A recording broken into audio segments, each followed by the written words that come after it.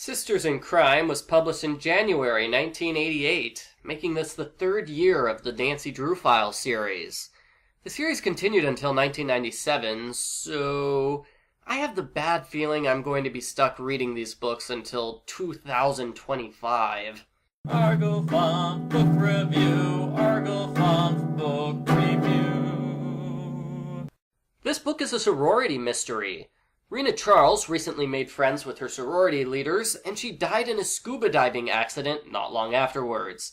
There are over 6 women for Nancy to investigate, and good luck keeping track of them all, because I forgot who they were in the first 5 minutes. Like, Jan and Fran both have a plan to stop the man with the baking pan, and I just can't follow. Nancy stops in with hot guy Ira, because there's always a hot guy in these books. Ira believes that Rena's death was murder, not an accident. No good diver goes out without a diving buddy. And speaking of buddies, Nancy agrees to go on a double date with Ira and the victim's roommate, because romance apparently is a great way to forget about your best friend's murder.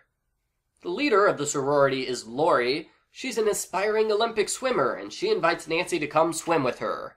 On the way to the pool, the 2 girls are attacked by random thugs. Lori runs away while Nancy's knocked unconscious. Instead of taking Nancy to the hospital, Lori decides to get back to swimming practice. Nice girl. One girl named Kathy tells Nancy that the sorority is part of a cheating ring. The girls get advance copies of all of the college exams by bribing, blackmailing, or seducing the teacher assistants. That's how they maintain their high GPA levels. Well, gee, it's convenient for Nancy that the criminals decided to open up about their illegal activities to a complete stranger. How have they kept their cheating ring a secret for so long? Later on, during the double date, Nancy's date is Larry, the teaching assistant. He explains how the TAs feel about the cheating ring, which is more or less, "Hey dude, it's not our fault we're attracted to hot sorority girls." He agrees to help set a trap for the cheaters by making a fake answer guide to the calculus test on Monday. A girl named Fran decides that she hates Nancy's guts, even though the 2 girls haven't said more than 3 sentences to each other, so really there's no reason for them to be feuding. Fran corners Nancy, she yells at Nancy and tries to push Nancy off a roof. She runs away before Nancy can use her karate moves. Nancy's all, "Yeah, you'd better run! I was just about to karate chop you! You're scared, right? You should be scared." I guess the last important sorority girl is Alice, who appears 3 times. Alice doesn't do anything besides study for exams. She takes a 1-minute study break to tell Nancy that physiology is so fascinating. If you hit someone in the neck in 3 spots, they instantly fall unconscious. Weird conversation topic there, Alice. Actually, brief continuity moment. The culprits used this attack on Nancy's neck in the previous book. I believe it's called The Vulcan Nerve Pinch. Nancy wanted to learn more about it, and now she has! Funny how that's the thing they remember to keep in the Nancy Drew File series and not, George's boyfriend. Nancy's investigation hasn't gone anywhere yet, not really, so she speeds things along by visiting the bank and checking the finances. Turns out that the culprit is embezzling 75% of the sorority funds. That is the culprit's motive. But instead of following up on that, Nancy goes to a Valentine's Day party. Her date is a guy named Peter, and does her boyfriend know that she's dated 2 other guys while in California? Nancy is portrayed as being super loyal to Ned in this book, but she dates 2 other guys. It seems weird. Anyway, her date is Peter, and she recognizes him as the guy who attacked her earlier because he's wearing a super unique ring. So she goes upstairs for help. She meets Alice, and Alice says English is a funny language. Context can imply different things. Thanks, Alice. Nancy needs to stop the guy who tried to kill her.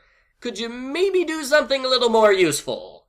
Nancy finds 2 other people who are willing to help stop Peter. The 3 of them confront him. Peter says the culprit is Lori. Lori has been forcing her boyfriend and Peter to do her dirty work for years now.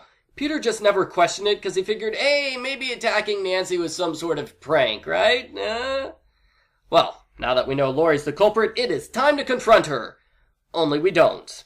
Nancy and her friends let Peter walk away and they go back to the party and have fun. Not like there's a killer on the loose or anything. Someone spills punch on Nancy, which gives her the contrived excuse to separate herself from her friends. Then Nancy decides to confront Lori, because Nancy's an idiot who would rather confront a murderer without any protection whatsoever. Lori knocks Nancy out with the Vulcan nerve pinch, even though Nancy was totally warned about that in advance. Lori plans to kill Nancy the same way she killed the other girl, but the friends show up with the police just in time to save Nancy. Then we have a filler chapter where the two male culprits are located, and we get a heavy-handed moral about thinking for yourself instead of following other people's orders. The book ends with Nancy talking to all of the sorority girls. Alice explains she knew the culprit used the Vulcan death grip because that was in the victim's autopsy. Huh. Nancy, why didn't you check the victim's autopsy? Also, Alice says she knew Nancy was an undercover detective because Nancy bothered to talk to her, something normal people don't do.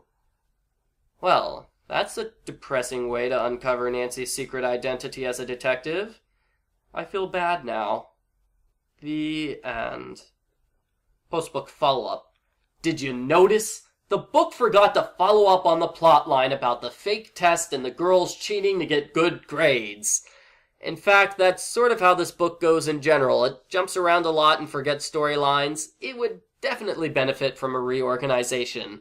Or at least it should push back the subplots with the less important sorority members.